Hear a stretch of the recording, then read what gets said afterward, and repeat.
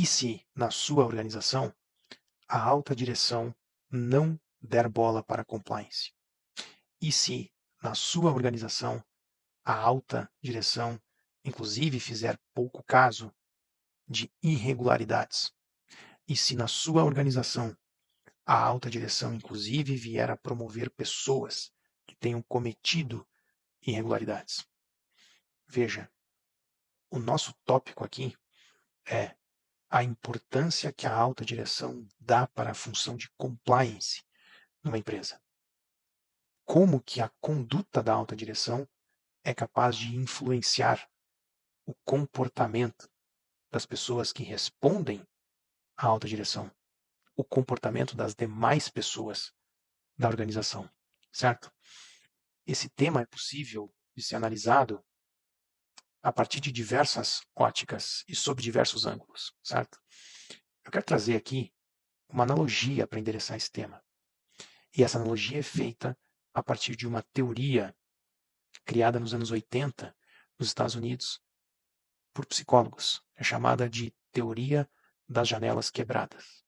Resumidamente, vai dizer o seguinte: se num prédio houver uma janela quebrada e essa janela quebrada não for reparada, não for consertada, é provável que, com o passar do tempo, outras janelas passarão a ser quebradas naquele prédio. Por que isso?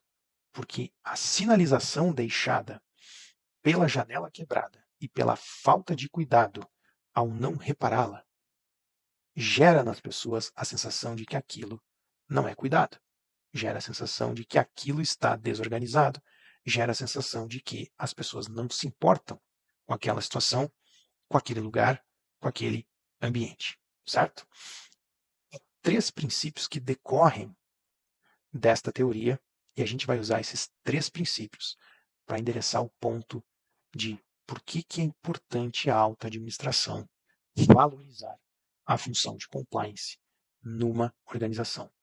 E o primeiro princípio é o simbolismo da desordem. O que significa o simbolismo da desordem? Veja, se num ambiente há sujeira, há lixo, há desorganização, há prédios abandonados, há janelas quebradas, a sinalização disso é justamente a de que as pessoas não se importam com aquele lugar. As pessoas não se importam em consertar o que está errado. As pessoas não se importam em conviver em um ambiente em que o que reina é a desordem, é a desorganização, é a sujeira, certo? Então, o primeiro princípio é esse, é o simbolismo da desordem, certo? O segundo princípio, que é decorrente do simbolismo da desordem, é justamente a escalada da irregularidade, ou a escalada de crimes ou de condutas criminosas. Vejam, se as pessoas percebem que naquele ambiente não há ordem, não há preferência para a organização, certo? E as condutas menores que são irregulares não são tratadas, não são endereçadas, certo? As pessoas vão pensar o quê? Se essas condutas não são tratadas, a minha conduta também não será. Se essas condutas menores não são tratadas, a minha conduta, que vai ter uma gravidade maior, também não vai ser tratada, certo? Então, a partir do simbolismo da desordem, é possível se gerar uma escalada de condutas irregulares. O que nos leva ao terceiro princípio, que é justamente a influência que esse ambiente tem no comportamento das pessoas, certo? Então, ao perceber que as coisas menores não são tratadas e que as condutas irregulares, por menores que sejam, não são devidamente interessadas, isso gera nas pessoas um ambiente permissivo em relação à prática de crimes e de irregularidades maiores, certo?